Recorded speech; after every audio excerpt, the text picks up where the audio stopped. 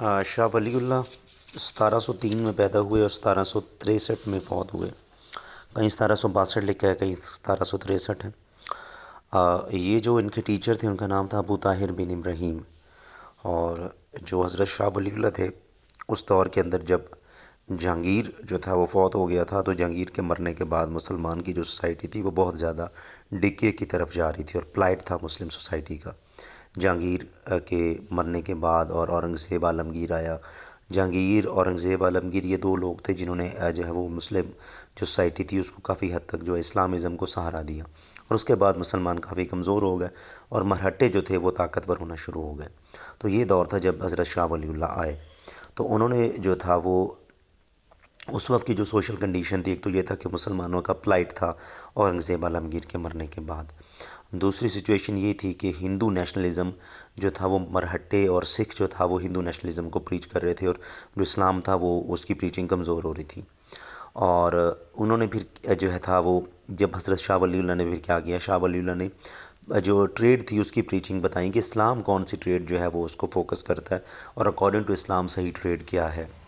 مطلب یہ پہلے ریفارمر تھے جنہوں نے پولیٹیکل، اکنامک اور ریلیجیس ریفارمز جو تھیں اور سوشو ریفارمز، یہ چاروں جو پیرامیٹرز تھے ان پہ ریفارم کی تھی۔ تو یہ سب سے بڑے جو ریفارمر ہیں حضرت شاہ ولی اللہ کنسیڈر کیے جاتے ہیں آف دیٹ ٹائمز۔ تو انہوں نے preaching of trade as per practice by Islam کیا۔ Father of modern Muslim India تھے وہ، اور promotion of tolerance and brotherhood in society, اور حجت اللہ البلیغہ یہ انہوں نے کتاب لکھی جس میں reasons for decay of Muslim society, انہوں نے کہا کہ یہ وجوہات تھیں جن کی وجہ سے مسلم ڈکے ہوا، اور یہ کنسیڈر کی جاتے ہیں فرسٹ مسلم اکانومسٹ، اور اسلامک اکانومی کا جو کانسیپٹ ہے وہ انہوں نے دیا۔ اس کے بعد آ جاتی ہیں جو ان کی ریلیجیس ریفارمز میں انہوں نے کیا کیا کہ advocacy of Quranic education for welfare of Muslims, اور انیشیشن آف تطبیق، جو تطبیق ہے اس کو بولتے ہیں integration, liberal element for understanding of Islam ہے، اور removal of misunderstanding to a larger extent between Shia and Sunni, Shia اور سنی کے درمیان جو تھی وہ ایک مس انڈرسٹینڈنگ چل رہی تھی جس کو حضرت شاہ ولی اللہ نے ریموو کیا۔ آپ نے دو کتابیں لکھی، خلافت الخلافت اور اضلاۃ الخیفہ، یہ دونوں کتابیں تھیں جس میں شیعہ سنی کے اختلافات کو بہت حد تک ریموو کیا گیا۔ اس کے بعد انہوں نے پریچنگز آف جہاد، جو سولجرز کو کہا کہ گلوریفیکیشن آف اسلام کے لیے آپ کو جہاد کی طرف آنا پڑے گا، اور جو اسلام تھا اس کی جو قرآن کریم تھا اس کی جو پرشین لینگویج میں ٹرانسلیشن تھی وہ سب سے پہلے حضرت شاہ ولی اللہ نے کی، کیونکہ بر صغیر کے اندر پرشین لینگویج بولی جاتی تھی، تو پرشین میں ترجمے کے بعد لوگوں کو قرآن کی جو صحیح سمجھ تھی وہ ان تک پہنچی۔ اور تھرڈ بیٹل آف پانی پت آپ کو پتہ ہے احمد شاہ ابدالی اور مرہٹوں کے درمیان ہوئی، اور احمد شاہ ابدالی کو بلانے والے اور ان کو جو بر صغیر کی سچویشن تھی اس کے بارے میں انفارمیشن دینے والے جو تھے وہ حضرت شاہ ولی اللہ ہی تھے، کیونکہ اس وقت جو تھے مرہٹے اور ہندو اور سکھ یہ بہت زیادہ طاقتور ہو رہے تھے۔ مغل جو بادشاہ تھے انہوں نے کچھ نہ کچھ ریزیلینس دی، سراج الدولہ، نجیب الدولہ، لیکن وہ جو تھی وہ انسفیشینٹ تھی ٹو کرش دا مرہٹاز۔